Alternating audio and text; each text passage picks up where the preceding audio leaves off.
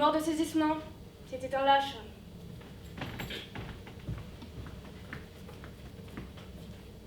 Au moment que déjà il tombait, seulement alors il eut peur, en voyant l'énorme espace au-dessous de lui. Le corps seul tombe. Lui et Benson restaient sur place, à peu près à la hauteur du 59e étage, entre le 59e et 60e, et voit son corps qui descend, est descendu et atterrit en morceaux. Alors lentement, Benson, l'âme de Benson, commence à descendre. Voit son corps de près qui n'est plus habitable. Il se met à regarder l'attroupement d'un air gêné, le policeman qui écrit sur son calepin et les personnes qui s'en vont avec une histoire de plus à raconter chez eux ce soir-là. Oui, Benson est un lâche, mais il faut une incroyable force de volonté quand on tombe pour demeurer dans son corps, malgré le prochain écrasement des tissus. Oh, une prodigieuse force de volonté. Parfois aussi, la chute s'est produite seulement du 3e étage, et le corps est moins endommagé. Le médecin procède à la respiration artificielle et se dit qu'il aurora à la vie ce bougre de client, qu'il aurora. Mais l'âme s'est déjà envolée, c'est exactement comme s'il essayait de faire respirer une gabardine. Parfois aussi, l'âme regrette sa lâcheté, elle est à rôder autour du corps. Le juge en état encore satisfaisant, s'y glisse, essaye rapidement quelques positions de concordance, se cale dans le corps qui respire à nouveau, et le médecin sourit en s'épongeant.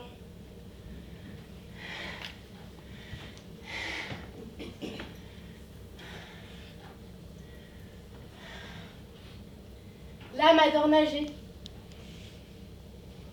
Pour nager, on s'étend sur le ventre, l'âme se déboîte et s'en va.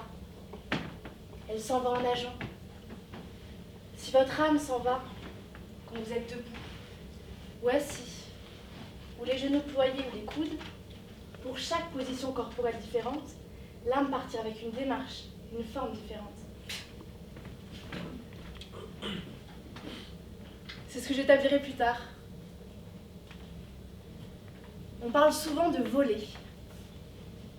Ce n'est pas ça. C'est nager qu'elle fait. Et elle nage comme les serpents et les anguilles. Jamais autrement. Quantité de personnes ont ainsi une âme qui adore nager. On les appelle vulgairement des paresseux. Quand l'âme quitte le corps par le ventre pour nager, il se produit une telle libération de je ne sais quoi. C'est un abandon, une jouissance, un relâchement si intime. L'âme s'en va nager dans la rue, dans la cage de l'escalier, suivant la timidité ou l'audace de l'homme. Car toujours elle garde un fil d'elle à lui. Mais si ce fil se rompait, il est parfois très ténu. Mais c'est une force effroyable qu'il faudrait pour rompre le fil. Ce serait terrible pour eux, pour elle et pour lui.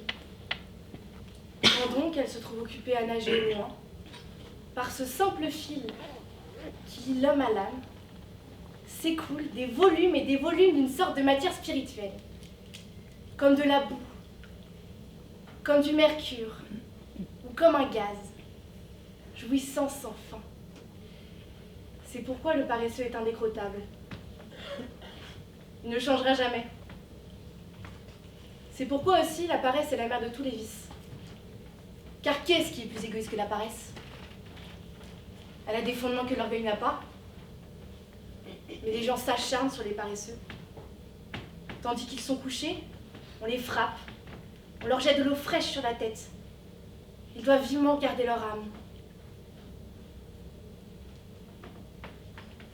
Ils vous regardent alors avec ce regard de haine que l'on connaît bien et qui se voit surtout chez les enfants.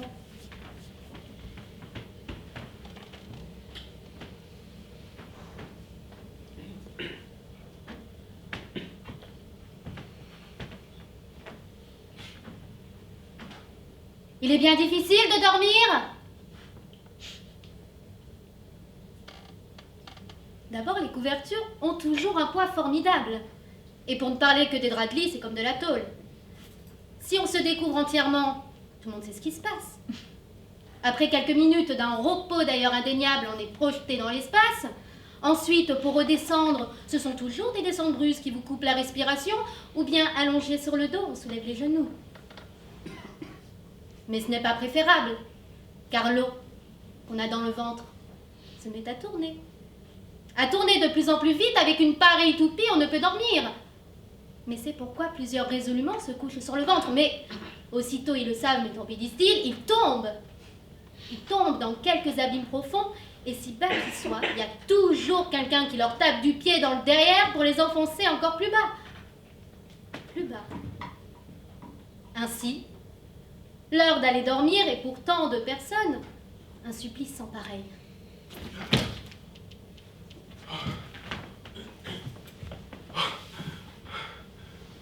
J'ai l'habitude, le soir, bien avant d'y être poussé par la fatigue, d'éteindre la lumière. Après quelques minutes d'hésitation et de surprise, pendant lesquelles j'espère, peut-être, pouvoir m'adresser à un être, ou qu'un être viendra à moi. Je vois une tête énorme, de près de 2 mètres de surface, qui, aussitôt formée, fonce sur les obstacles qui la séparent du grand air. D'entre les débris du mur trouvé par sa force, elle apparaît à l'extérieur. Je la sens plus que je ne la vois, toute blessée à elle-même, et portant les traces d'un douloureux effort. Elle vient avec l'obscurité régulièrement depuis des mois. Si je comprends bien, c'est ma solitude qui à présent me pèse, dont j'aspire subconsciemment à sortir, sans savoir encore comment, mais que j'exprime de la sorte, y trouvant surtout au plus fort des coups une grande satisfaction. Cette tête vit, naturellement. Elle possède sa vie. Elle se jette ainsi des milliers de fois à travers plafonds et fenêtres à toute vitesse et avec l'obstination d'une bielle. Pauvre tête. Mais pour sortir de la solitude, on doit être moins violent, moins énervé, et avoir une âme à ne pas se contenter d'un spectacle. Parfois, non seulement elle, mais moi-même, avec un corps fluide et dur que je me sens, bien différent du mien, infiniment plus mobile, souple et inattaquable. Je fonce à mon tour avec impétuosité et sans répit sur portes et murs. Ah, j'adore me lancer de plein fouet sur l'armoire à glace. Je frappe, j'éventre. J'ai des satisfactions surhumaines. Je dépasse sans effort la rage et l'élan des grands carnivores et des oiseaux de proie. J'ai un emportement au-delà des comparaisons. Ensuite, pourtant, à la réflexion, je suis bien surpris. Je suis de plus en plus surpris qu'après tant de coups, l'armoire à glace ne soit pas encore fêlée. Que le bois n'ait pas eu même un grincement.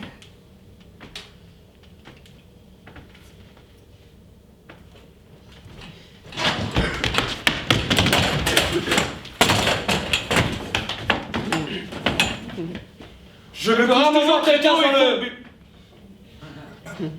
Je me couche toujours quelqu'un sur le... Je me couche toujours très tôt et fourbu. Cependant, on ne relève aucun travail fatigant dans ma journée. Possible qu'on ne relève rien. Mais moi, ce qui m'étonne, c'est que je puisse tenir bon jusqu'au soir et que je ne sois pas obligé d'aller me coucher dès les 4 heures de l'après-midi. Ce qui me fatigue ainsi, ce sont mes interventions continuelles.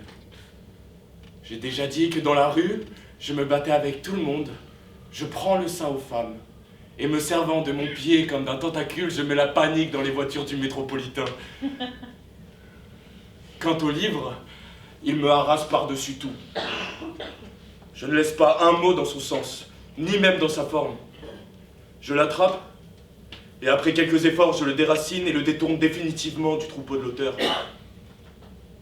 Dans un paragraphe, vous avez tout de suite des milliers de phrases. Il faut que je les sabote toutes.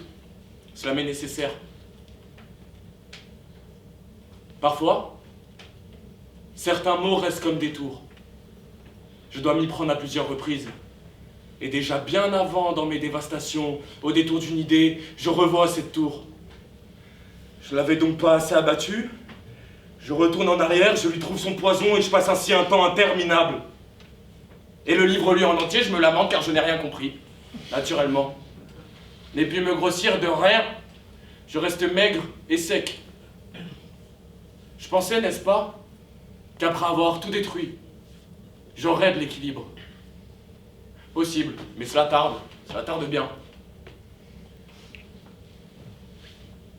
Je peux rarement voir quelqu'un sans le battre. D'autres préfèrent le monologue intérieur. Moi non, j'aime mieux battre. Il y a des gens qui s'assoient en face de moi au restaurant et ne disent rien. Ils restent un certain temps car ils ont décidé de manger. En voici un. Je te la grippe, toc.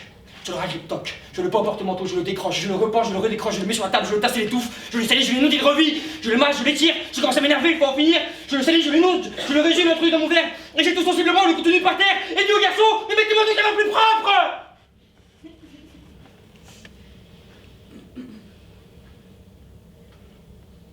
Mais je me sens mal.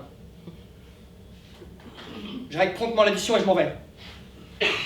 Celui qui n'accepte pas ce monde n'y bâtit pas de maison. S'il a froid, c'est sans avoir froid. Il a chaud sans chaleur. S'il abat des bouleaux, c'est comme s'il n'abattait rien. Mais les bouleaux sont là, par terre, et il reçoit l'argent convenu. Ou bien il ne reçoit que des coups. Il reçoit des coups comme un don sans signification, et il repart sans s'étonner.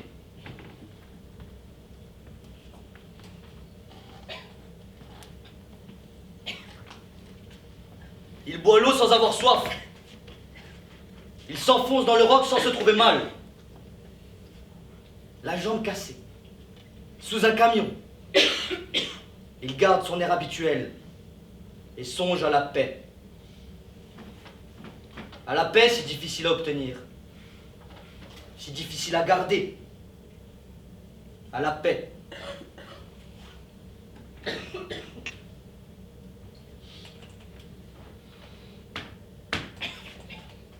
Sans jamais être sorti, ce monde lui est familier.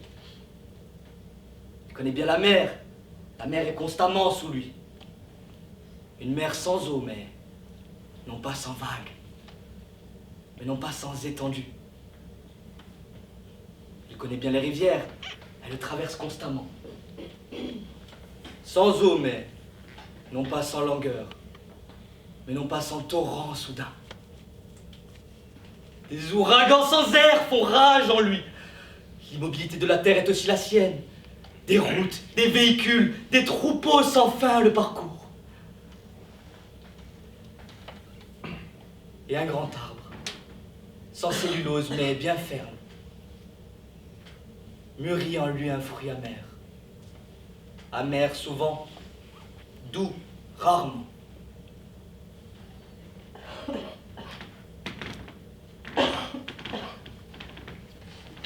Ainsi, à l'écart, toujours seul au rendez-vous,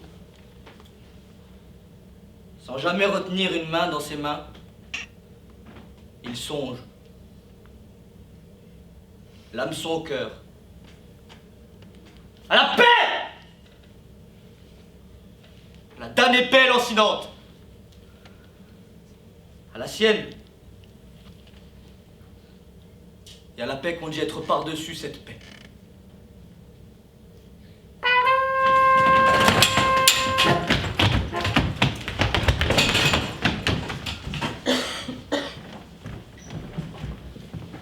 Une apparition! Pas vraiment. Hé, toi! Moi? Tu veux voir mes seins? Tout de go! Direct! Comme ça, c'est dur! M'en fous. Tous les mecs dans mon bled les ont vus ou tâtés. Alors pourquoi pas toi? Bah C'est là... gonfle. Ça se prépare, ça. C'est comme si tu me sortais un sein pour que je t'aide. Je suis pas famé. Faut du temps, de la poésie, je sais pas. T'es un poète, toi? Je crois pas. Non, non, mais c'est une façon de parler. Je parlais de l'ambiance. Pour voir vos seins. L'ambiance. Quelle ambiance? J'attendais quelqu'un encore ce soir qui viendra plus jamais. Un taré de mes deux. Lui, il aurait pas attendu des plombs pour que je me dessape. Presque une maladie. Fallait qu'il touche et couche. Il aurait fait le tour de la campagne tout nu à cloche-pied pour juste m'apercevoir. Pourquoi tu te ronges les ongles? Ça te dérange que je les mange? Ça me démange, moi. Je me les ronge. Je m'arrache les petites peaux jusqu'au sang et j'aime ça. J'ai le droit. Ça ressemble à des petits doigts de pied. Qu'est-ce que tu veux accrocher avec ça? À Rien. Y a pas un mec, et je m'y connais, qui voudrait se faire caresser par ça. C'est comme une bouche sans langue, des doigts sans ongles. Moi, ça me regarde pas, à vrai dire. Mais si tu veux t'en accrocher un au palais et le ramener dans ton lit comme un petit poisson, fais-toi pousser les ongles. Lui, ça le dérangeait pas que je le caresse de partout. Je vois même pas pourquoi je te parle de lui, ça te regarde pas, c'est perso. Ça me dérange pas, mon ange. M'appelle pas mon ange. Vous avez tous les mêmes petits mots merdiques. Ça arrive. M'appelle tout le temps comme ça, à longueur de temps, ça devient saoulant. Et là, à cette heure, il a tracé la route. Comme un mec à vélo qui s'échappe du peloton. Tu le reverras à l'arrivée. Je comprends pas trop ce que tu dis avec ton vélo, mais c'est pas grave. Il nous chantait des chansons de la radio. Me faisait bien rire. On ira partout, où tu voudras, quand tu voudras. Le genre de truc, quoi. Et on bougeait pas du plumard. T'es mordu. Empoisonné. Non, je rigole. Je m'en fous de ce mec. Juste un pauvre nul qui m'a bien fait rire. Je peux t'embrasser. Non, Pourquoi? faut jamais demander la permission. Je m'en souviendrai.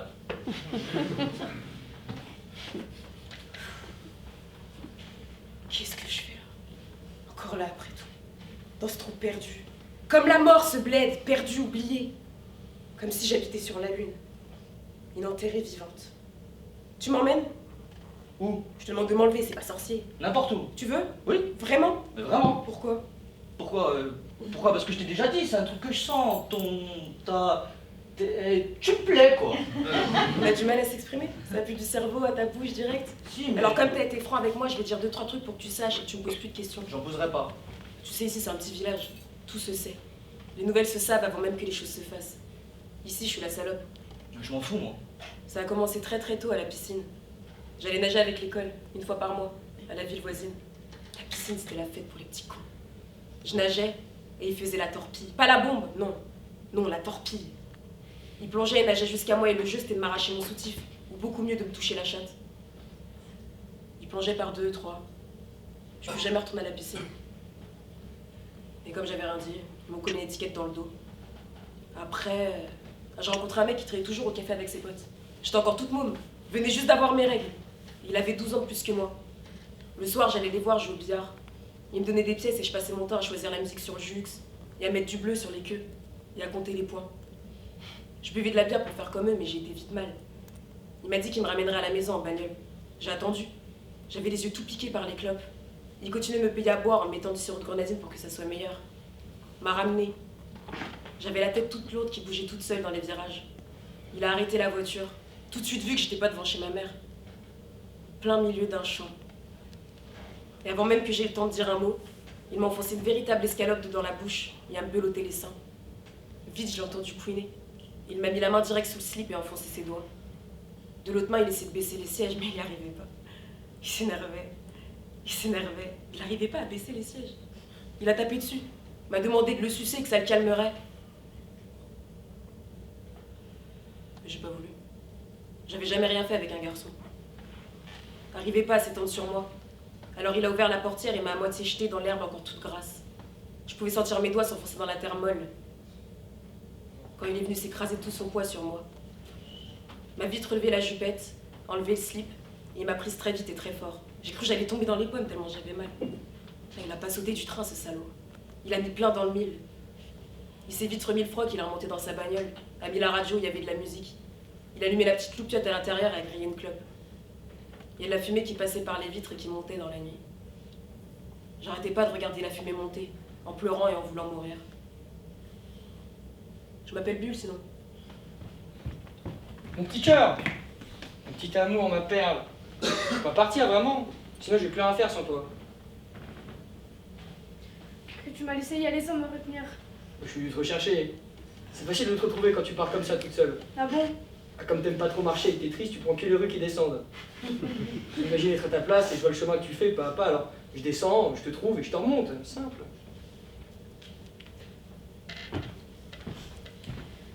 Quand t'es pas là à côté de moi, c'est comme si j'étais toute vide. C'est con. Ça ferait déjà longtemps que je serais loin au bout du compte. Toi, tu comptes pas pour moi. Eh ben j'ai compris, je te remercie. Tu comptes pas, tu fais partie de moi. Au même titre qu'une oreille, qu'un œil. Je te remercie de tant d'amour. Ah oui, je peux pas te décrocher. Dès que je pense une chose, c'est en fonction de toi. Qu'est-ce que t'as à me demander pour me dire ça? Rien. Je te donne un exemple. Je pourrais faire des tas de choses si t'étais pas là. Et comme t'es là en moi, ben je les fais pas. Sauf pour une chose que j'ai faite dont je t'ai jamais parlé. Dis-moi, Plus tard. tout de suite. Non, T'as couché avec une autre fille? ça va pas? Je ne risquerai pas là-dedans sans toi. Alors? Alors quoi? Bah dis. J'ai une surprise pour toi. Ah bon, et quoi donc? Ce que je voulais te dire tout à l'heure. Dis. Ah, attends, j'attends de voir tes yeux, les yeux que tu vas faire. Vas-y. Et ça, qu'est-ce que t'en dis? C'est une enveloppe. Et oui, avec Avec quoi? de l'argent. T'as eu ça? Un joli petit paquet d'amour. Où t'as eu ça? Si épaisse la liasse que t'enfonces une petite aiguille tout dedans. Où? Bah là, dans les guillemets pour les faire tenir. Je te demande pas ça. Où t'as eu ce fric? Qu'importe. Ça me dégoûte cet argent. Si tu me dis pas d'où. Qu'est-ce que ça peut foutre? Rien. C'est un cadeau. Quand on fait un cadeau, on dit jamais on l'a acheté. J'en ai marre. Mais dire, je pensais que ça te ferait sauter de joie.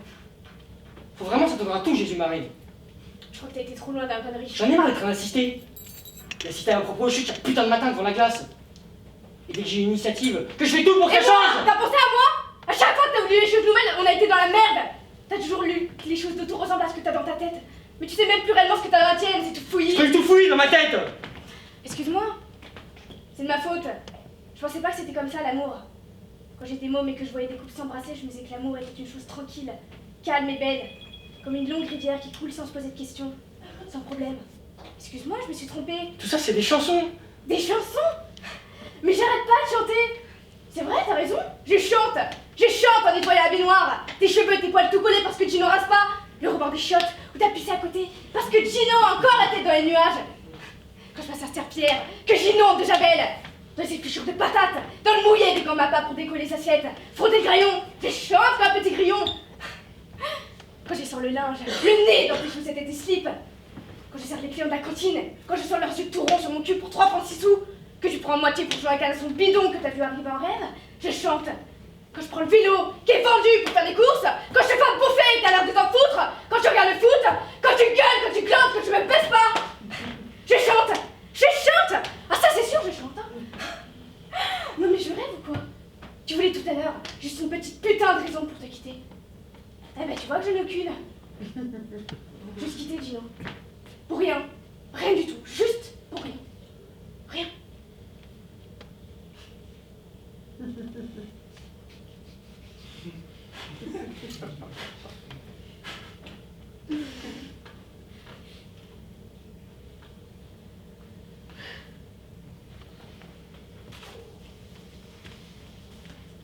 Ne quitte pas.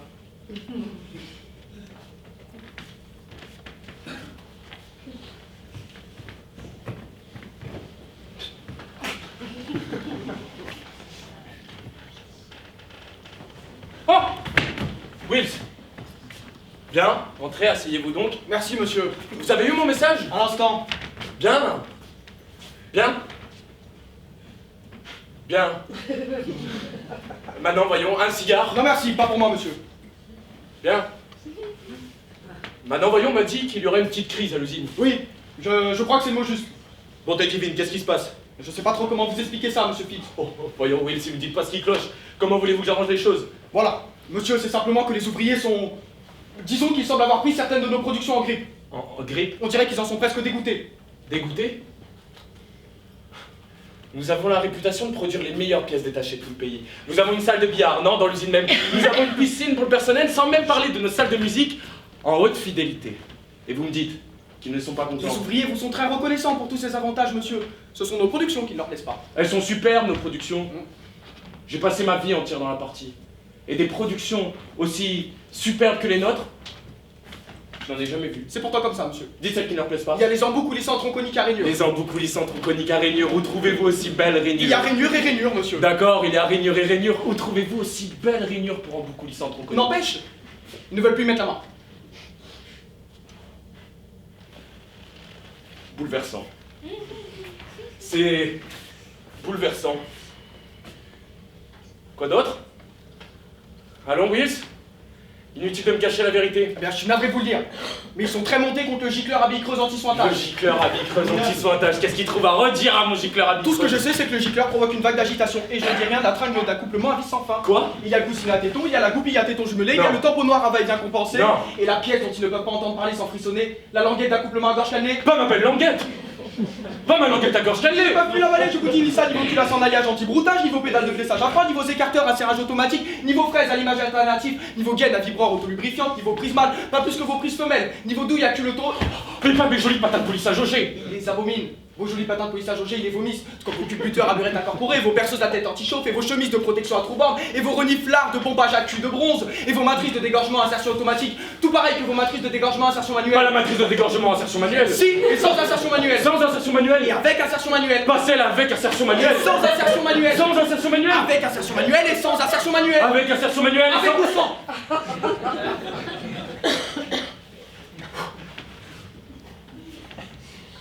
Dites-moi, qu'est-ce qu'ils ont envie de faire à la place de tout ça? Des bites.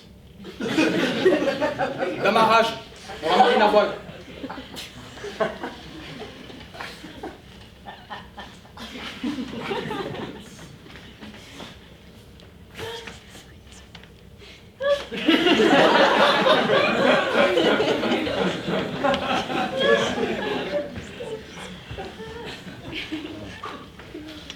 Une, uppercut. 2, tu gagnes le ventre. 3, tu gagnes le dos. Jeune jambe, tu te protèges le visage, tu relèves tes cheveux, tu craches, tu relâches, tu transpires.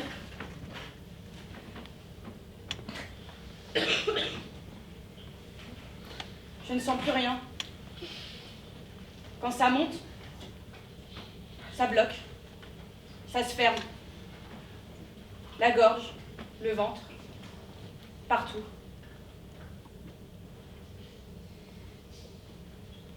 Est-ce que j'ai pas le droit, moi, qu'on me caresse, sans que je pense encore très loin dans ma tête, mais encore quelque part, aux marques de tes doigts sur ma peau? Ils ont dit que j'étais responsable, que j'étais d'accord, que j'avais le droit de dire non.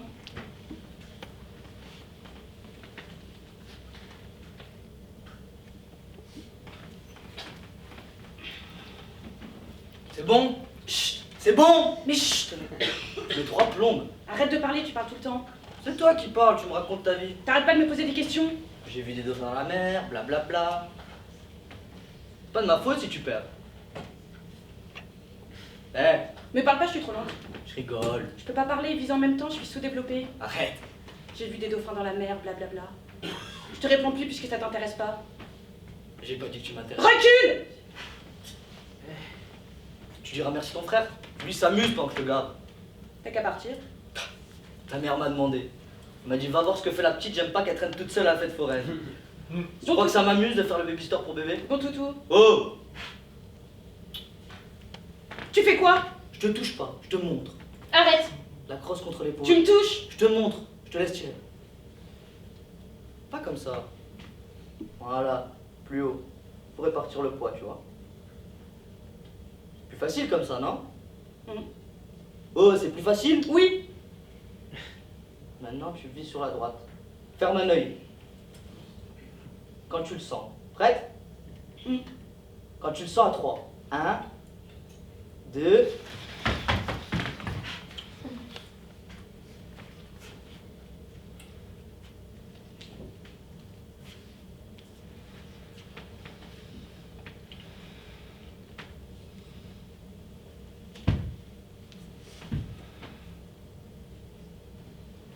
Tu sais comment on appelle le trou noir, là?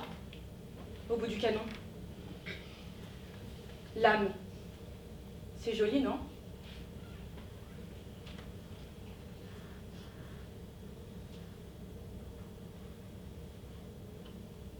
Elle lui enfonce l'arme au fond de la bouche.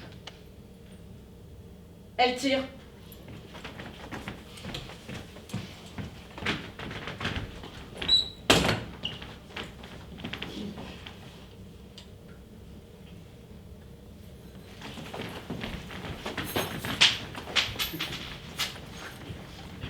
Bonsoir. Bonsoir, madame. Ça a été pas trop compliqué la soirée? Non, très bien. Bonsoir madame. Bonsoir, monsieur. Ça va, ça a été? Oui, oui. Tout s'est bien passé, mon repas? Oui, très bien. Ils étaient pas trop agités. Non, Ils sont un peu agités, hein. Où sont les enfants?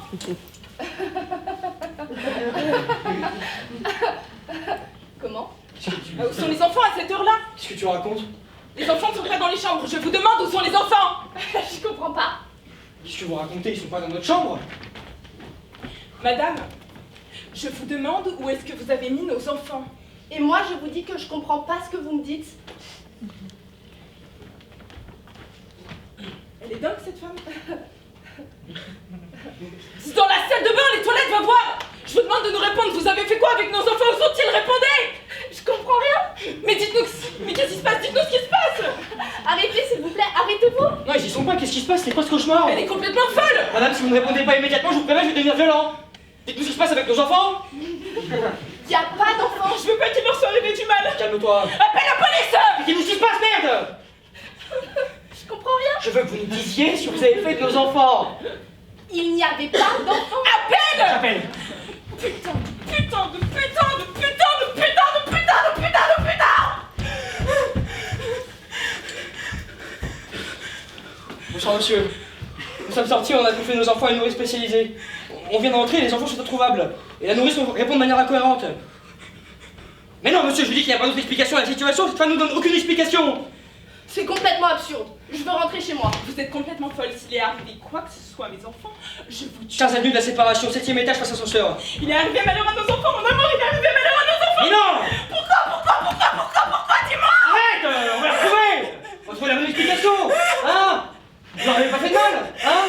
Vous avez des enfants, vous avez des problèmes de santé, vous suivez un traitement particulier. Maintenant on va se calmer. Vous allez nous expliquer tranquillement les choses. Vous allez nous expliquer ce qui s'est passé ce soir-là. Allez! Il s'est bien passé. J'ai attendu que vous rentriez, j'étais mal à l'aise et c'est tout. Pourquoi étiez-vous mal à l'aise? Parce que j'aurais jamais dû accepter ce que vous m'avez demandé. C'est-à-dire? De garder des enfants alors qu'il n'y avait pas d'enfants. Il n'y avait pas d'enfants? Comment est-ce que tu peux rester aussi calme? Non, vous n'avez pas d'enfants et vous le savez très bien en plus. La police va arriver, vous allez devoir vous expliquer, espèce de sale. Calme-toi! On est en train de perdre du temps là. Tu te rends pas compte que nos enfants sont quelque part de la nature et qu'on est là rien foutre? C'est la meilleure solution! Tu veux faire quoi? Tu veux descendre? Courir comme un lapin dans les rues, dans toute la ville? Qui dit qu'ils sont pas déjà morts? Ou bien tout près de nous là? On doit essayer de comprendre ce qu'il y a dans la tête de cette bonne femme, alors aide-moi un peu s'il te plaît! La police va arriver, de toute façon. Vous dites qu'on n'a pas d'enfants? Non, Et pourquoi on vous les aurait confiés ce soir et demandé de les garder alors? parce que vous faites comme si. Ah bon? Oui, Ah bon? parce que vous en avez besoin, vous m'avez dit. Ah bon? Oui, vous avez besoin de faire comme si. J'ai hésité à rester quand j'ai su la situation, mais finalement j'ai accepté. J'ai besoin d'argent. Pourquoi on ferait ça? Vous m'avez dit que vous aviez besoin de faire ça. Je vous ai raconté tout ça moi? J'en peux plus de l'écouter, qu'est-ce qu'ils foutent les flics? En partant, après m'avoir raconté tout ça, quand on était à la porte, moi mal à l'aise, en souriant avec un drôle de regard, vous m'avez dit « Prenez vraiment bien soin de nos enfants ». J'ai dit « Ok, d'accord ». Je vous le demande résolument. Vous avez dit ça résolument. Nos enfants sont vraiment essentiels pour nous, faites en sorte qu'il ne leur arrive rien. Bah, j'ai répondu que j'allais faire tout mon possible. J'ai fait très très mal. Résolument, j'ai dit ça moi? Oui, résolument. Elle est démente. Madame, en fait, ça sert à rien de parler avec vous, vous êtes folle, tout simplement. Voilà, je vous en supplie, voilà, rendez-nous les autres enfants sains et saufs, s'il vous plaît, je vous en supplie. J'en ai pas les moyens. Vous êtes une bonne personne dans le fond. Vous êtes peut-être maman vous aussi, non? Peu importe ce qui vous a poussé à agir, dites-nous où ils sont et s'ils vont bien. Police, ouvrez! C'est la police. Alors voilà, madame, dites-nous les choses tout simplement. Vous savez, nos enfants, c'est ce qu'il y a de plus cher et précieux, madame, dans nos vies. Police, ouvrez! Si vous nous retirez nos enfants, notre vie s'arrêtera. On n'existera plus, notre histoire perdrait tout son Tout sens. s'effondrerait. Notre vie n'aurait plus aucune réalité. Justification et nous finirons par nous perdre l'un l'autre. Nous éloigner d'abord. Puis nous perdre intégralement, totalement ensuite. Notre histoire tombera d'elle-même peu à peu comme de la poussière qui, dans le fond, doit vous avouer. Nous n'avons rien à dire de vraiment important. Rien à partager, Rien rien en à commun, commun, vraiment. rien à faire ensemble d'important, de vraiment nécessaire et crucial sans nos Et enfants. alors on deviendra comme deux Des étrangers. fantômes l'un à l'autre. Et ça, nous ne le voulons pas. Non, nous le craignons comme la Nous ne mort. voulons pas perdre notre couple. C'est ce qui nous tient en vie, notre couple. Vous savez, un couple, c'est comme un être vivant. Ça tire lieu de vie, un couple, c'est un repère essentiel. Comme un phare qui illumine la vie, notre vie. Vous savez, un couple, c'est aussi comme une lumière qui prévient les autres de notre existence. C'est ce que nous a nous expliqué expliquaient les le psychothérapeute que nous allons voir. Notre couple s'est construit sur nos enfants, alors sans enfants, nous disparaissons. Nous n'avons plus d'identité par nous-mêmes, zéro Zéro identité. identité. Alors vous n'avez pas pitié de nous à présent? S'il vous plaît, Répondez! rendez-nous nos enfants. Rendez-les-nous!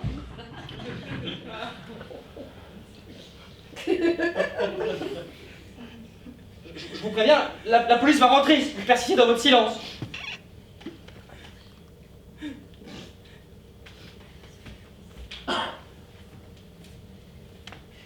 Bon ben, je vais vous laisser peut-être.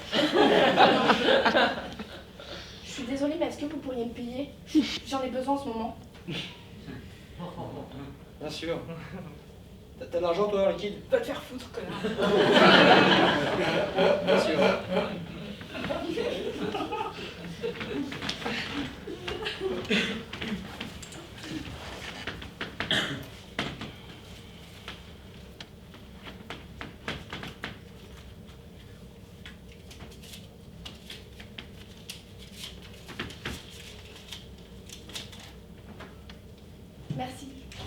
Merci.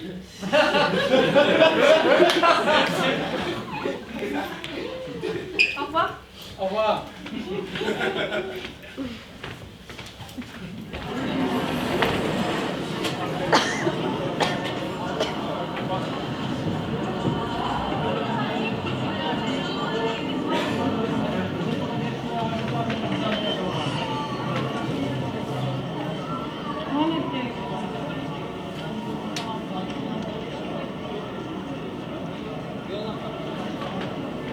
Je t'ai vu de loin. Je t'ai observé quand tu as gravé le nom de ta grand-mère sur sa pierre. Puis tu t'es levé d'un coup et tu t'es enfui en courant. Pourquoi? Et toi, qu'est-ce que tu veux? Je voulais te voir écrire. Voir si ça existait vraiment. Ici, la rumeur est partie très vite ce matin. Après 3 ans, tu revenais. Dans le camp, on disait « Nawal est revenue, elle sait lire, elle sait écrire !» Tout le monde riait. J'ai couru pour t'attendre à l'entrée du village, mais tu étais déjà là. Je t'ai vu frapper l'homme avec le livre. Et j'ai regardé le livre trembler au bout de ta main. Et j'ai pensé à tous les mots, à toutes les lettres, chauffées à blanc par la colère qui habitait ton visage. Tu es parti, je t'ai suivi.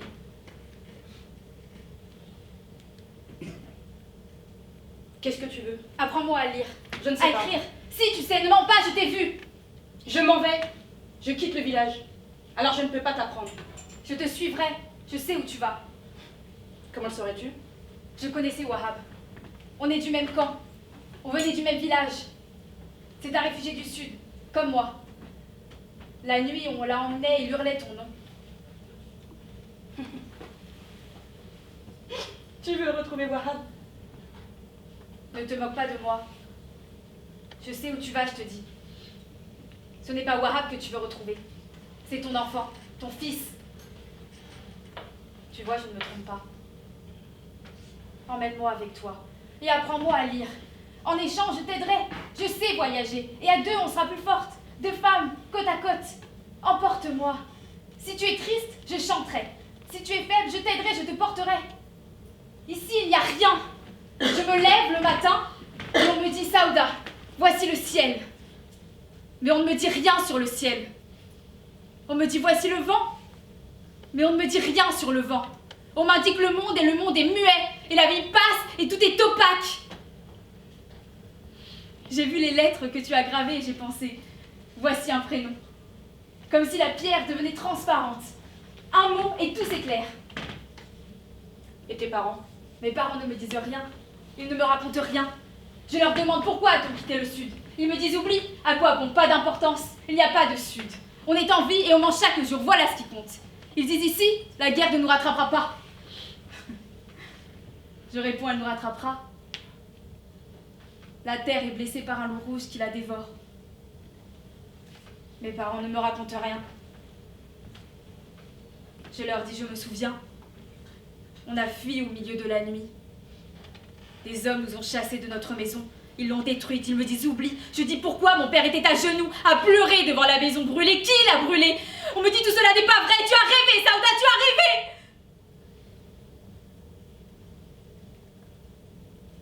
Alors je ne veux plus rester ici. Wahab criait ton nom et c'était comme un miracle au milieu de la nuit. Moi, si on m'emmenait, aucun nom ne viendrait à ma gorge. Aucun. Comment aimer ici? Pas d'amour. Pas d'amour. Et comme on me dit oublie, Saouda, oublie, alors j'oublierai. J'oublierai le village, et les montagnes, et le camp, et le visage de ma mère, et les yeux ravagés de mon père. On n'oublie pas, Saouda, je te jure. Viens quand même.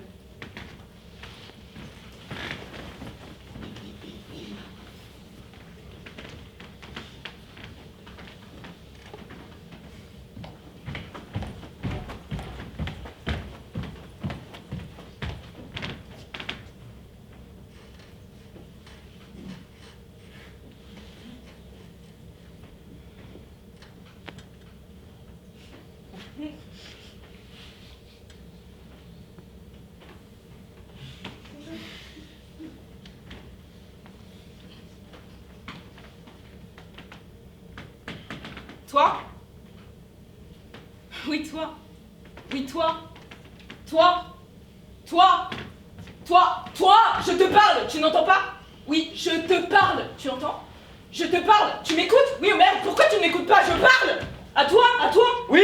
Je te parle et qu'est-ce que tu dis? Tu dis oui. Oui. Oui. Oui. Oui, merde. Non, t'en vas pas.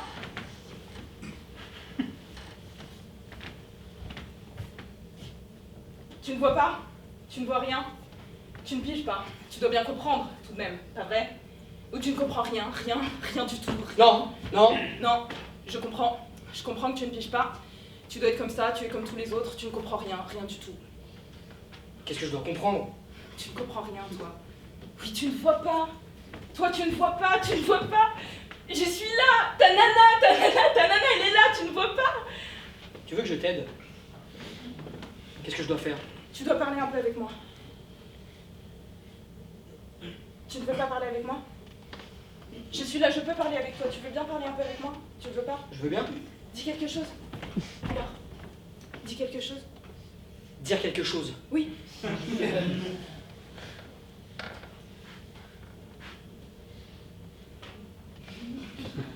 Tu peux bien dire quelque chose. Ou peut-être, tu veux qu'on aille quelque part? Toi et moi? Qu'est-ce que tu veux dire? Allez, quelque part, toi et moi, c'est bien ce que je dis. Tu ne veux pas qu'on aille quelque part?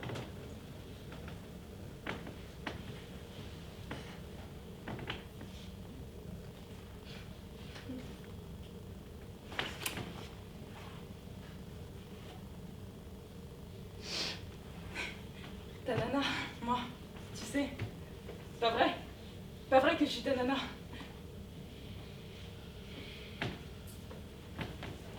Ou alors, je ne suis quand même pas ta nana, je ne te connais pas.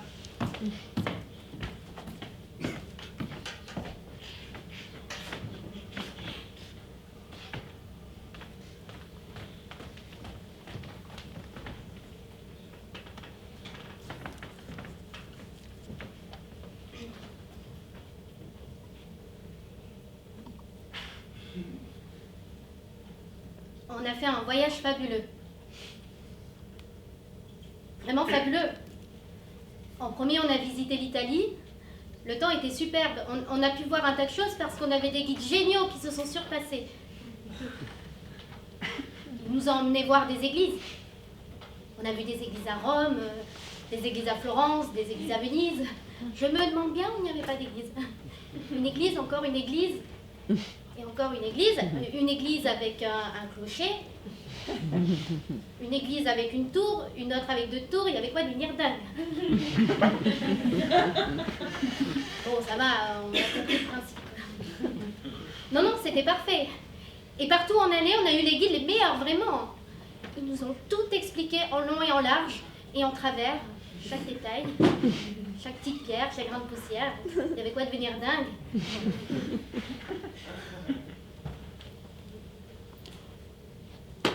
Bon, là, il y avait une maison toute ronde. Là, une maison avec un clocher. Là, un champ. Là, une forêt. Encore un village. Encore un village. C'était pareil en Suisse. Une maison, encore une rivière, encore une montagne, encore une vallée. Il y avait quoi de l'air dingue, hein? Et à Londres, c'était génial, Londres. On a été dans un cabaret. Non, c'était encore en France. Mais aussi en Suisse, on a été dans un cabaret. Non, en Suisse, c'était les églises comme en Italie. Et le temps était super comme en Italie. À Londres, on a fait des achats. Des t-shirts, des manteaux, des bottes. C'était super, hein. Et hôtel avec petit déjeuner complet. Mais là-bas, ils donnent rien à leur petit déjeuner. Pas de salade, pas d'œufs. Une tartine grillée avec de la confiture et encore une tartine grillée avec de la confiture, un coup à la prune, un coup à la mûre. Combien de confitures on peut ingurgiter? Apportez-nous quelque chose d'autre. Mais c'était fabuleux, à en perdre la boule, vraiment. Un vrai cauchemar. Ils nous ont gavés avec tout ce qu'ils ont pu. C'était au-delà de toute espérance, mais ça, c'est parce qu'on a été chercher les agences de voyage les plus chères. On a été séduits par tout ce qu'ils proposaient. Rien épargné. Ça, on en a eu pour notre argent. Putain,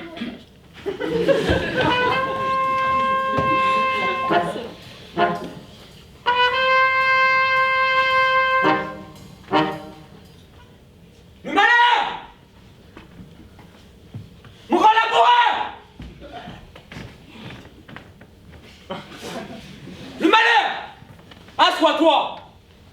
Repose-toi! Repose-nous un peu, toi et moi. Repose! Tu me trouves, tu m'éprouves, tu me le prouves. Je suis ta ruine. Mon grand théâtre. Mon havre.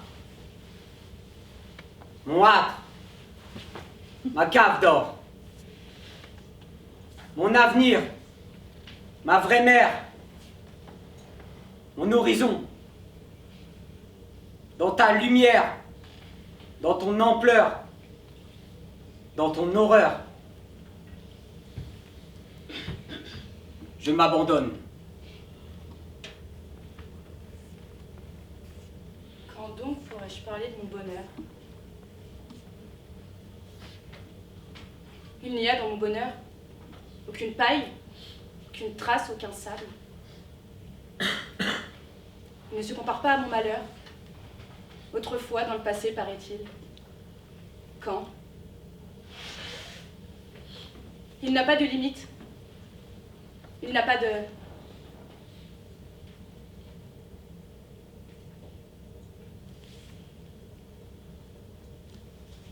Pas de...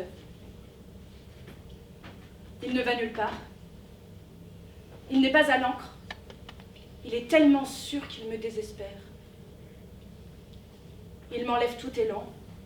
Il ne me laisse ni la vue ni l'oreille. Et plus il...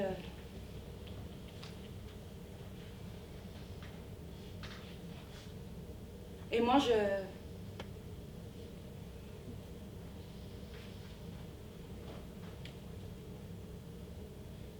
Il n'a pas de limite. Il n'a pas de...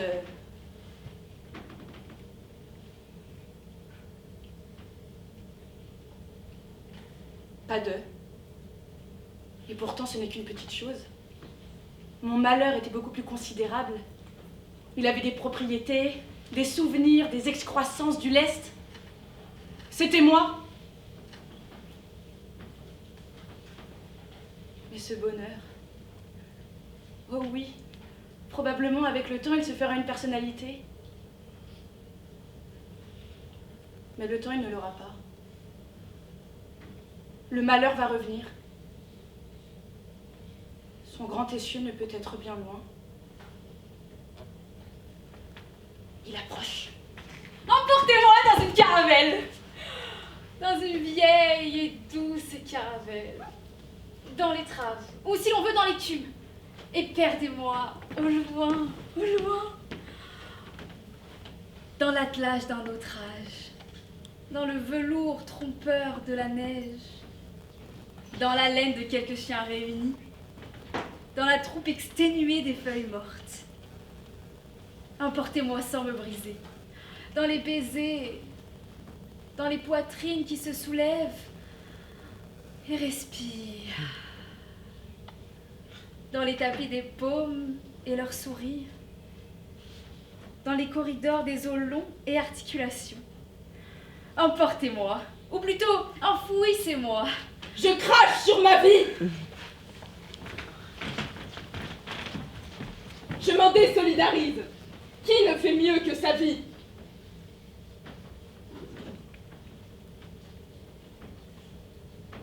Cela commença quand j'étais enfant.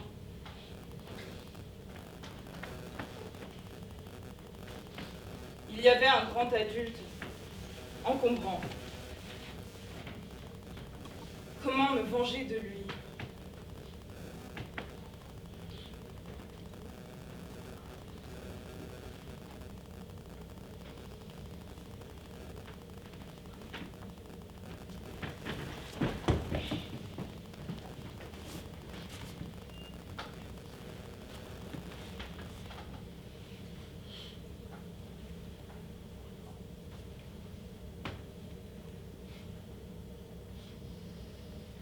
Je le mis dans un sac.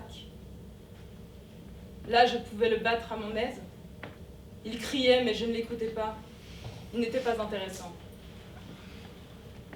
Cette habitude de mon enfance, je l'ai sagement gardée. Les possibilités d'intervention qu'on acquiert en devenant adulte, outre qu'elles ne vont pas loin, Je m'en méfiais. À qui est au lit, on n'offre pas une chaise. Cette habitude, dis-je, je l'ai justement gardée et jusqu'aujourd'hui gardée secrète. C'était plus sûr. Son inconvénient, car il y en a un, c'est que grâce à elle, je supporte trop facilement des gens insupportables. Je sais que je les attends au sac. Voilà qui donne une merveilleuse patience.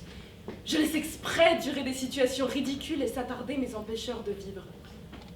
La joie que j'aurais à les mettre à la porte en réalité est retenue au moment de l'action par les délices incomparablement plus grandes de les tenir prochainement dans le sac. Dans le sac où je les roue de coups impunément et avec une fougue à lasser 10 hommes robustes se relayant méthodiquement.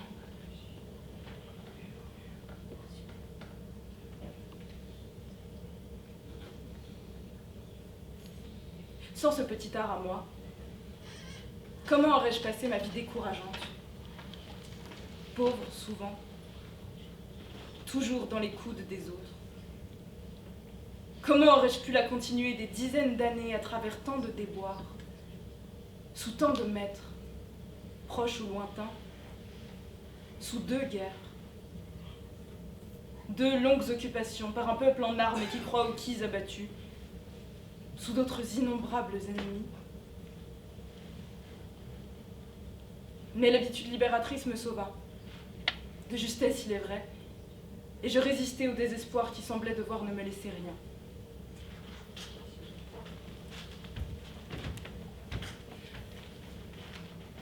Des médiocres, des raseuses, une brute dont j'eusse pu me défaire 100 fois. Je me les gardais pour la séance de sac.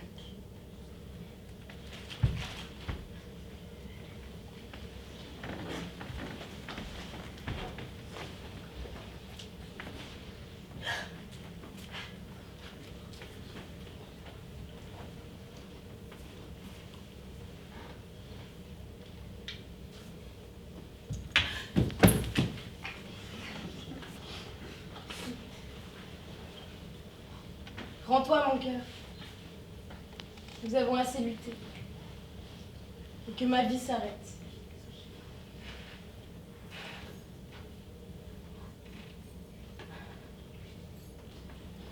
On n'a pas été des lâches. On a fait ce qu'on a pu.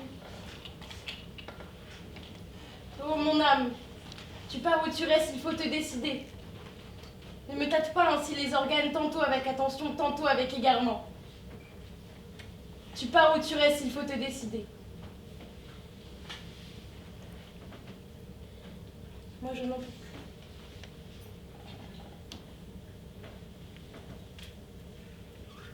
plus. Seigneur de la mort, je ne vous ai ni blasphémé ni applaudi.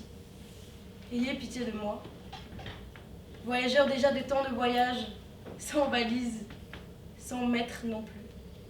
Sans richesse. Et la gloire s'en fut ailleurs.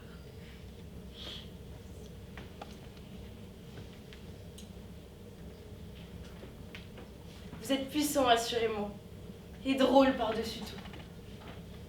Ayez pitié de cet homme affolé qui, avant de franchir la barrière, vous crie déjà son nom. Prenez-le au vol, qu'il se fasse, s'il se peut, à vos tempéraments et à vos mœurs, et s'il vous plaît de l'aider, aidez-le, je vous prie.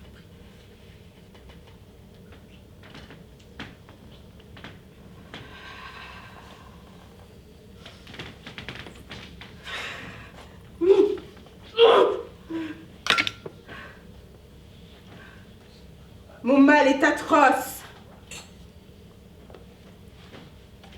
L'on m'a donné une chambre, un peu à l'écart de l'hôpital. Je la partage avec une tousseuse. On s'attendait sans doute à ce que par les hurlements que m'arracherait bientôt la souffrance, je détruirais le sommeil de tous les malades de la grande salle. Non! Chaque matin, j'examine mes forces d'une part et les progrès de mon mal d'autre part. Et je me décide tant à tenir encore aujourd'hui qu'à irrévocablement, le lendemain me laisser aller au hurlement de mon infernale souffrance, que je ne puis plus tenir qu'avec une peine extrême, dont le trop-plein est imminent, imminent. S'il n'est déjà atteint.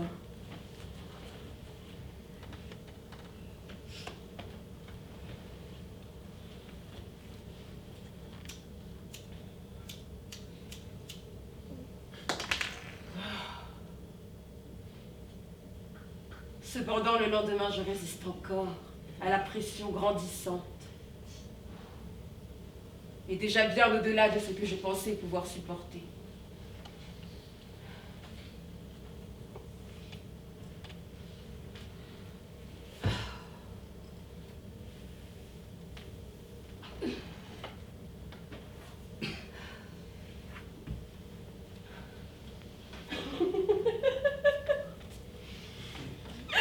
Mais pourquoi? Pourquoi donc m'a-t-on mis une tosseuse qui me dilacère mes rarissimes moments de paix et effiloche désastreusement le peu de continuité que j'arrive encore à garder en ce terrible harcèlement du mal?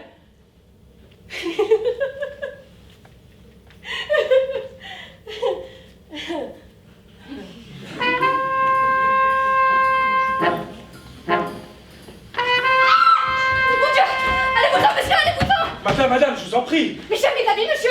Qu'est-ce que c'est que cette manière? Madame.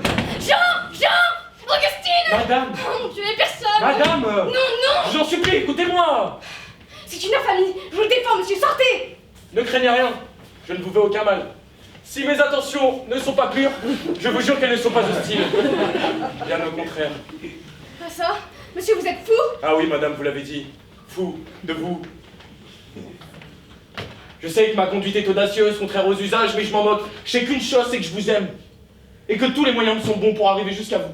Monsieur, je ne peux en écouter davantage. Sortez. Ah, tout plutôt que cela, madame. Je vous aime, je vous dis. Il m'a suffi de vous voir et c'était le coup de foudre. Depuis 8 jours, je m'attache à vos pas, vous l'avez remarqué? Et non, monsieur. Si, madame, vous l'avez remarqué. Une femme remarque toujours quand on la suit. Fatuité. C'est pas de la fatuité, c'est de l'observation. Enfin, monsieur, je ne vous connais pas. Mais moi non plus, madame. Et je regrette tellement que je voudrais faire cesser cet état de choses. Ah, madame. Monsieur. Ah, Marguerite. Lucienne, d'abord. Merci. Oh, Lucienne. Mais monsieur, je suis con. Qui vous a permis? Ne venez-vous pas de me dire comment je devais vous appeler? Enfin, monsieur, pour qui me prenez-vous? Je suis une honnête femme. Oh, tant mieux, j'adore les honnêtes femmes. Prenez garde, monsieur. Je voulais éviter un esclandre. Mais puisque vous ne voulez pas partir, je vais appeler mon mari. Tiens, vous avez un mari. Parfaitement, monsieur. C'est bien.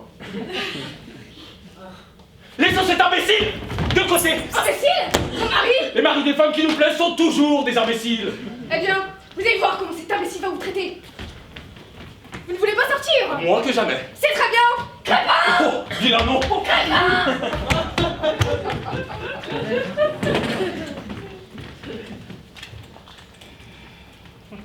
C'est vous, Ovide? Oui, madame la directrice. Est-ce que monsieur Badin est là? Oui, madame la directrice. Monsieur Badin est là? Parfaitement. Réfléchissez à ce que vous dites. Je vous demande si monsieur Badin, l'expéditionnaire du 3e bureau, est à son poste, oui ou non? Madame la directrice, il y est. Ovide, vous l'avez vu. Moi? Allons, avouez la vérité, je ne vous dirai rien pour cette fois. Madame la directrice, je vous jure, j'ai bu qu'un verre de coco. Enfin, nous allons bien le voir. Allez me chercher, monsieur Badin! Bien, madame la directrice.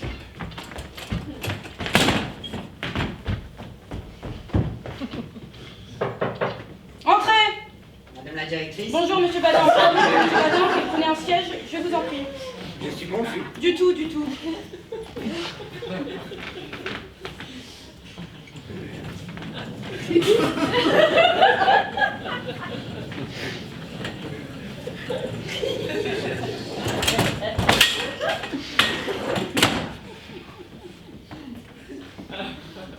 Dites-moi, monsieur Badin, voilà près de 15 jours que vous n'avez pas mis le pied à l'administration. Ne m'en parlez pas. Permettez. C'est justement pour vous en parler que je vous ai prié de passer à mon cabinet. Voilà, dis-je, près de 15 jours que vous n'avez pas mis le pied à l'administration. Tenu au courant de votre absence par votre chef de bureau et inquiet pour votre santé, j'ai envoyé 6 fois le médecin du ministère prendre chez vous de vos nouvelles. On lui a répondu 6 fois que vous étiez à la brasserie. Madame, je vais vous expliquer. J'ai été retenu chez moi par des affaires de famille. J'ai perdu mon beau-frère. Encore Madame. C'est ça, monsieur Benoît, je vous fichez de moi. Oh. Vous supposez que l'administration vous donne 2400 francs pour que vous passiez votre vie à marier les uns, enterrer les autres, à tenir sur les fonds baptismaux. Vous vous mettez le doigt dans l'œil. Madame la directrice. Désormais, c'est de deux choses l'une. La présence ou la démission, choisissez. Si c'est la démission, je l'accepte à cet instant même. Est-ce clair? Si c'est le contraire, vous me ferez le plaisir d'être ici chaque jour, sur les coups de 8 heures, et ceci à partir de demain. Est-ce clair? J'ajoute que le jour où la fatalité, cette fatalité odieuse là, qui vous poursuit, semble se faire un jeu de vous persécuter, viendra vous frapper de nouveau dans vos affections de famille, je vous balancerai, moi. Est-ce clair? Ah, vous faites bien de la peine, madame. La façon dont vous parlez. Je vois bien que vous n'êtes pas contente. Allons donc, mais vous vous trompez, je suis fort satisfaite au contraire. Vous raillez. Vous êtes comme tous ces imbéciles qui trouvent plaisant de me taper sur le ventre et de m'appeler employé pour rire. Pour rire! Dieu vous garde, madame, de vivre un quart d'heure de ma vie d'employé pour rire. Pourquoi cela? Écoutez, madame, n'avez-vous jamais réfléchi au sort du pauvre fonctionnaire qui, systématiquement, opiniâtrement, ne veut pas aller au bureau? Et que la peur d'être mis à la porte hante, torture, poursuit, martyrise d'un bout de la journée à l'autre? Ma foi, non. Eh bien, c'est une chose épouvantable. Et c'est là ma vie. Cependant, tous les matins, je me raisonne. Je me dis, va au bureau, Badin. Voilà plus de 8 jours que tu n'y es pas allé. Je me dis, je viens au bureau, mais oui, j'entre dans la brasserie. Un boc, 2 bocs, 3 bocs. Je regarde marcher l'horloge pensant que quand elle marquera l'heure, je me rendrai à mon ministère. Malheureusement, quand elle a marqué l'heure, j'attends qu'elle marque le quart. Et quand elle a marqué le quart, j'attends qu'elle marque la nuit. Quand elle a marqué la demi, vous vous donnez un quart d'heure de grâce? Parfaitement. Après quoi, je me dis, il est trop tard, j'aurais l'air de me moquer du monde. Ce sera pour une autre fois. Quelle existence. Oh, quelle existence. Moi qui avais un si bon sommeil, une si belle gaieté, je n'ai plus plaisir à rien. Tout ce que je mange me semble amer comme du fiel. Une question, monsieur Badin. Est-ce que vous parlez sérieusement? J'ai bien le cœur à la plaisanterie. Mais réfléchissez donc, madame. Les 3000 francs qu'on me donne ici, je n'ai que cela pour vivre, moi. Que deviendrai-je le jour inévitable où on ne me les donnera plus? Madame, j'ai maigri de 20 livres depuis que je ne suis jamais au ministère. Regardez plutôt mes mollets. Si on ne dirait pas des bougies. Et si vous pouviez voir mes reins, de vrais reins de chat écorché, c'est lamentable. Le chagrin, naturellement, les angoisses continuelles, les affres. Avec ça, je tousse la nuit. J'ai des transpirations. Je me lève des sacs et 6 fois pour aller boire au pot à eau. Ah, ça finira mal tout cela. Ça me jouera un mauvais tour. Eh bien, mais venez au bureau, monsieur Badin. Impossible, madame. Pourquoi? Je ne peux pas, ça m'embête. Si tous vos collègues tenaient ce langage. Je vous ferai remarquer, madame la directrice, avec tout le respect que je vous dois, qu'il n'y a pas de comparaison à établir entre moi et mes collègues. Mes collègues ne donnent au bureau que leur zèle, leur activité, leur intelligence et leur temps. Moi, c'est ma vie que je sacrifie. Ah, tenez, ce n'est plus tenable. C'est assez mon avis. N'est-ce pas? Absolument. Remettez-moi votre démission, je la transmettre au ministre. Ma démission? Mais je ne songe pas à démissionner. Je demande seulement une augmentation. Comment une augmentation? Dame, il faut être juste. Je ne vais pourtant pas me tuer pour 200 francs par mois.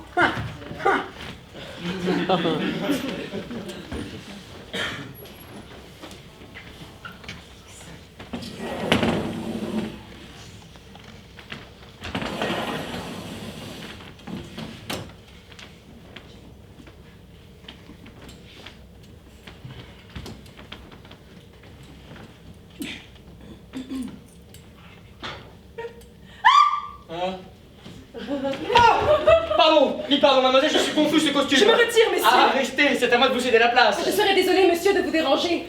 Au fait, puisque c'est mon mari. D'ailleurs, dans le midi, ce costume est presque toléré. Il fait si chaud. Oh, mais ce n'est pas précisément la chaleur. Si vous le permettez. Allons, de l'aplomb et de l'éloquence. Comptez-vous, mademoiselle, faire un long séjour dans ce pays? Je ne sais pas encore, peut-être resterons-nous ici quelques jours. Ah, comme moi. Je serais heureux, mademoiselle, si dans vos promenades... Peut-être partirons-nous demain. Ah, comme moi.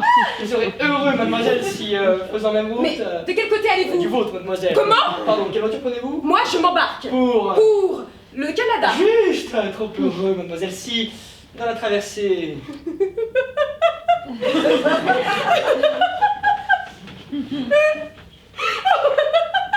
Oh, ne riez pas. Je serais bien mal de vous moquer. Car vous n'avez que trop bien deviné ou les motifs qui m'attachent à vos pas. Moi? Oui, ne cherchez pas à le nier. Vous avez surpris dans mon cœur le secret d'un amour. Monsieur! Vous l'avez lancé. Vous l'avez surpris, j'en suis sûr. Et dans ce moment encore, si mon visage s'anime, si ma voix est émue, si... Ah, mademoiselle, croyez-vous donc que tout cela ne veut rien dire? Mais c'est qu'il est très bien comme cela, mon mari. Mademoiselle, dès que mon regard a rencontré le vôtre, je suis là, que j'étais blessé pour toujours, qu'il n'y aurait plus pour moi ni bonheur, ni repos, si je ne pouvais prétendre à vous consacrer ma vie, et alors, vous le dirais-je, mademoiselle, j'ai eu l'audace d'espérer. Il savait qu'il parle à sa femme. Allons, c'est pas trop mal pour une déclaration en manche de chemise. Vous ne dites rien? Mais que voulez-vous donc que je vous dise? Quand vous serez plus calme? Que je sois calme. Et vous ne voyez donc pas que mon sang bout, que ma tête brûle, que... C'est bien, je vois ce que c'est. Et sans doute qu'un heureux rival. Un rival? Quelle idée! Je vais donc me venger. Eh bien, oui, monsieur, je n'osais vous l'avouer, mais un autre avant vous m'engagea. À lui vouer ma destinée. Un autre est votre âme déjà. Vers lui s'est senti engagé. Dame, un futur appel à lui. Mais notre cœur sur le qui-vive, c'est l'espérance d'un mari. On doit l'aimer en perspective. Charmante. Et puisque ma famille le veut... Moi je ne le veux pas. Souffrir qu'on me sacrifie. Son nom, le nom du téméraire. Son nom? En de grâce parler. Chut, monsieur Naquet. Hein? Qu'est-ce que ce monsieur? Oh, mon Dieu, c'est lui peut-être. Faudrait bien qu'il relance ou sinon... Ah mon Dieu, il est capable de lui faire une scène, me voilà bien. Monsieur, je vous en supplie, cachez-vous. Vous lui cédez la place? Mais vous me perdez. Songez donc, tous deux seuls, vous, dans ce costume. S'il est vrai que vous m'aimiez, Vous en doutez? alors obéissez-moi. Mais comment? Oh, cette porte. C'est ma chambre, impossible. Ce balcon plutôt. Ah, il pleut. Oh, si peu. Ça le calmera. Allez, monsieur, allez.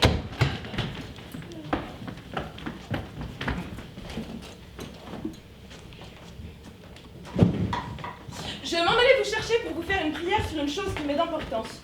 Il faut que tu sois bien mal appris, bien lourdeau et bien mal morigéné, mon ami, puisque tu m'abordes sans ôter ton chapeau, sans observer rationem loci temporis et personae. Quoi? Débuter d'abord par un discours mal digéré au lieu de dire salve, velsa, vusis, doctor, doctorum, éruditisme. Mais encore, pour qui me prends-tu?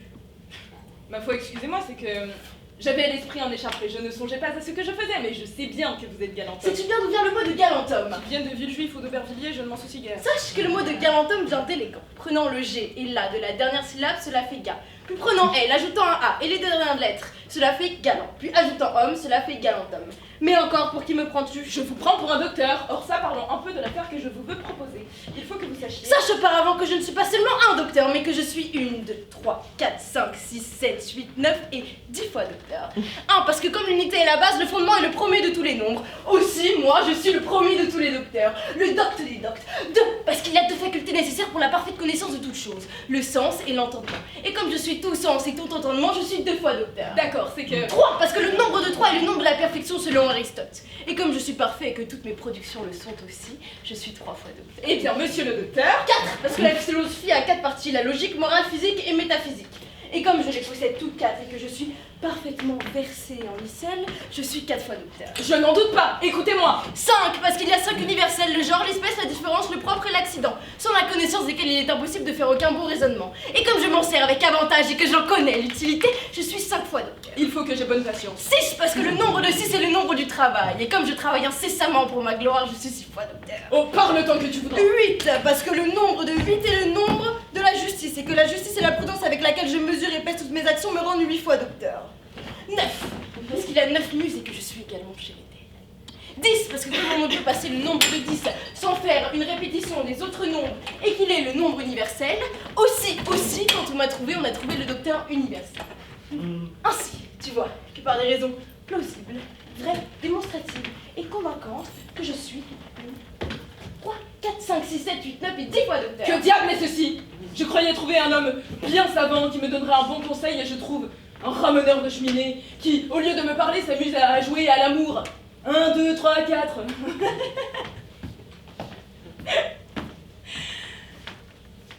Oh bien, ce n'est pas cela.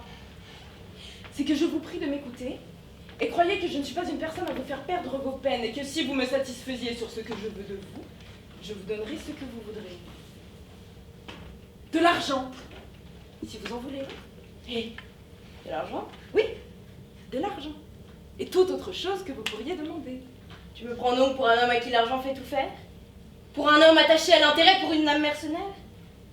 Sache, mon ami, que quand tu me donnerais une bourse pleine de pistoles, et que cette bourse serait dans une riche boîte, cette boîte dans un étui précieux, cet étui dans un coffret admirable, ce coffret dans un cabinet curieux, ce cabinet dans une chambre magnifique, cette chambre dans un appartement agréable, cet appartement dans un château pompeux, ce château dans une citadelle incomparable, cette citadelle dans une ville célèbre, cette ville dans une île fertile, cette île dans une province opulente, cette province dans une monarchie florissante, cette monarchie dans tout le monde, et que tu me donnerais le monde où serait cette monarchie florissante, où serait cette province opulente, où serait cette ville célèbre, où serait cette île fertile, où serait ce château pompeux, où serait cette chambre magnifique, où serait cet appartement agréable, où serait cet étui précieux, où serait cette riche boîte dans laquelle serait enfermée la bourse pleine de pistoles, que je me soucierais aussi peu de ton argent et de toi que de cela. Ma foi, je m'y suis mépris. À cause qu'il est vêtu comme un docteur, j'ai cru qu'il lui fallait parler d'argent. Mais puisqu'il n'en veut point, il n'est rien plus aisé que de le contenter. Je m'en vais courir après lui.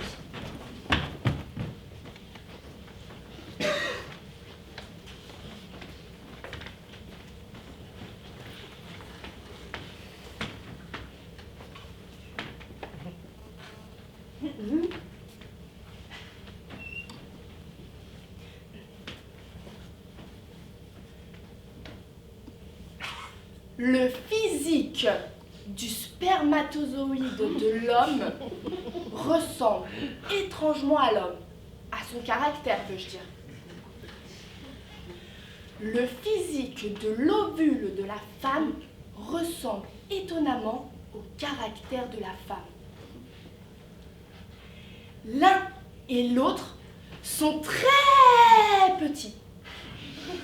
Le spermatozoïde est très long et véritablement saisi d'une idée fixe. L'ovule exprime l'ennui et l'harmonie à la fois. Son apparence est de presque une sphère.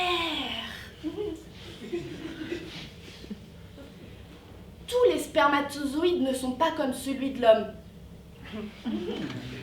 Tant s'en faut. Celui du crabe et davantage celui de l'écrevisse ressemble à la corolle d'une fleur. Ses bras souples, rayonnants, ne semblent pas à la recherche d'une femelle, mais du ciel.